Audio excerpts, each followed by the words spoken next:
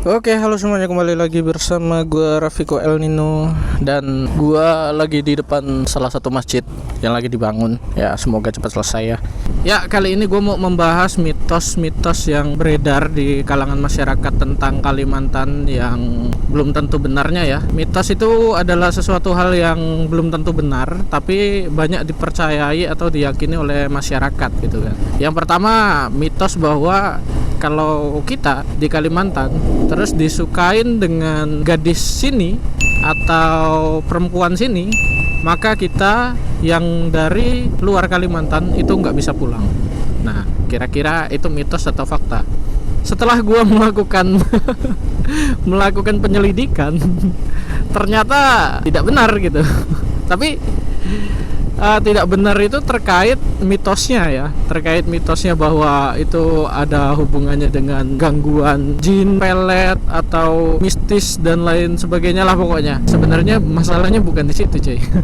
Alasan kenapa laki-laki kalau dapat gadis Kalimantan atau perempuan Kalimantan itu nggak bisa pulang ke Jawa, nggak bisa pulang ke Sumatera lagi, atau jarang pulang. Alasannya cuma satu cuy, ongkosnya mahal. Bayangin aja, gua yang dari Lampung kalau mau pulang kampung nih ke Lampung, ongkos pesawat sekarang itu per kepala itu 2.200.000. Bayangin, sekali pulang 2.200.000. Balik lagi ke sini otomatis 4.400.000. Kalau bawa bini berarti ya tinggal kalikan aja. Belum lagi nanti bawa keluarga. Itu masalahnya di situ sebenarnya. Jadi kalau menurut gua nggak ada hubungannya sama mistis segala macam. Ya mungkin dulunya ada, karena kalau dulu kan masih banyak yang punya ilmu-ilmu batinan.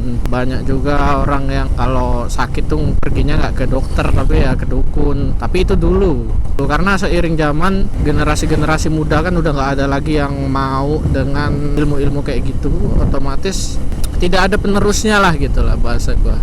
Kemudian kalau mitos yang beredar di daerah sini sendiri, contohnya kita nggak boleh nolak ketika ditawarin sesuatu sama orang lain. Kalau di sini bahasanya kepuhunan, atau ketika kita pengen banget sesuatu dan kita nggak beli atau kita nggak wujudin di hari itu, maka kita bakal ketimpa sial lah gitu. Kira-kira gitulah kalau kepercayaan yang ada di sini. Dan namanya mitos ya itu balik lagi ke kalian percaya atau enggak. Tapi kalau di sini memang hal-hal seperti itu tuh masih dijunjung, lebih ke kesopanan kalau gue bilang. Karena kalau di daerah sini di Kalimantan itu orang-orangnya itu memang keras, tapi kerasnya itu keras beradat.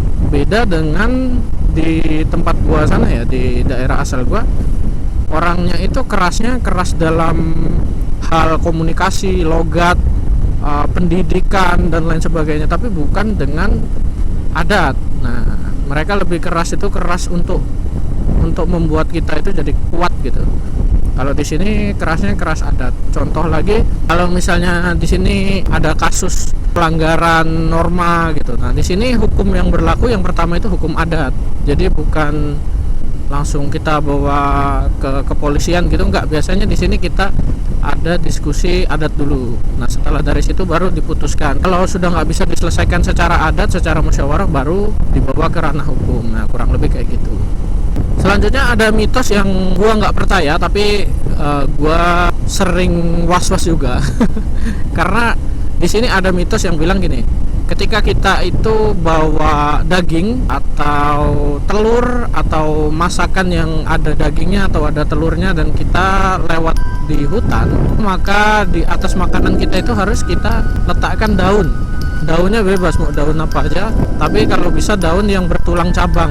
Nah, contohnya daun-daun ada di pinggir-pinggir jalan, di semak-semak gitu kan. Tapi bukan daun seperti daun sawit atau daun kelapa, itu nggak boleh. Dia harus daun yang tulangnya mencabang. Katanya kalau kita bawa makanan yang berupa daging-daging itu katanya penghuni hutan atau makhluk halus itu katanya bakal ngikutin kita sampai ke rumah. Dan kalaupun nggak sampai rumah, itu biasanya mereka menampakkan diri di jalan atau ada gangguan di perjalanan gitu. Karena banyak yang menerapkan, jadinya ya kadang gue ikut-ikutan gitu, tapi kadang ya kalau lupa ya nggak gue bawa. Ya alhamdulillah sih nggak ada apa-apa ya, kalau gue mah yang penting baca doa aja. Kemudian kalau mitos-mitos yang terkait kesopanan, di sini nggak boleh kencing sembarangan, apalagi di dekat-dekat kuburan seperti ini. Di kuburan-kuburan seperti itu ya, itu menurut gua sih di provinsi lain juga sama ya, dimana kita itu ya kalau mau aman tuh ya nggak usah aneh-aneh kan gitu. Itu menurut gua norma aja sih, norma kita sebagai manusia gitu, yang dibekali akal pikiran. Masa iya sih kita di alam liar tuh bertindak sesuka hati gitu kan. Contohnya seperti di gunung ya, kalau mitos-mitos di Jawa kan kita di gunung nggak boleh kencing sembarangan atau ngomong sembarangan. Ya kalau itu percaya nggak percaya, terapin aja bro, nggak apa-apa gitu. Itu kan bagus juga gitu. Memang kita ngomong sembarangan aja udah dilarang, mau dimanapun tempatnya. Kita kencing sembarangan juga, mau kencing di pinggir jalan, mau di hutan ya memang nggak boleh gitu kan. Udah ada tempat fasilitas umum kencing ya di toilet kek, toilet umum kek, atau di mana kek. Kalau di hutan ya kencingnya duduk, digali lubangnya, ya kayak gitu, lebih ke adab atau norma aja sih menurut gua. Terus kalau mitos di luaran Pulau Kalimantan bilangnya kalau orang Dayak itu kebal-kebal, magisnya masih kuat, masih banyak yang nyembah pohon dan lain sebagainya. Ya kalau generasi yang kebal ya itu ada, suku lain pun gua rasa ada, tapi kalau dibilangnya semuanya menyembah pohon, semuanya masih primitif dan lain sebagainya, itu enggak. Karena di sini udah modern juga. Bahkan yang kepala-kepala suku di sini itu ya mereka udah modern gitu. Mereka tuh ya udah tahu pakai HP, udah bisa pergi ke kota, ya udah pakai baju sehari-hari. Mungkin mereka menggunakan baju pakaian adat itu cuman kalau dalam suasana adat atau ritual tertentu, ya itu pasti pakai pakaian adat. Tapi kalau untuk keseharian ya mereka pakai baju biasa. Ya ada beberapa yang masih benar-benar pelosok banget tinggal di dalam hutan yang nggak terjamah sama modernisasi, ya itu ada yang mereka memang benar-benar masih mempraktekkan seperti itu. Tapi kalau yang udah di daerah seputaran kota atau yang daerahnya sudah terbuka, sudah ada pemerintahan di situ kayak masyarakat umum. Dan jangan kalian pikir Kalimantan tuh isinya hutan semua, enggak juga. Kalimantan ini luas loh. Kalimantan itu terdiri dari banyak provinsi, terus ada pulau-pulau kecilnya juga.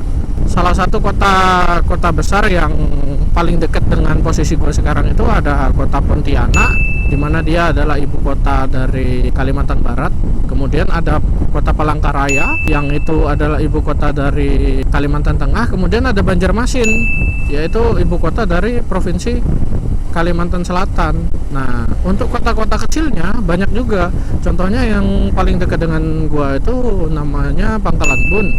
Terus ada lagi kota Ketapang yang di Kalimantan Barat. Kemudian ada kota Sampit yang di Kalimantan Tengah. Ya banyak gitu. Dan itu benar-benar kehidupannya selayaknya orang kota pada umumnya gitu ya. Oke, mungkin itu aja, sekian dari gua. Salam satu layar.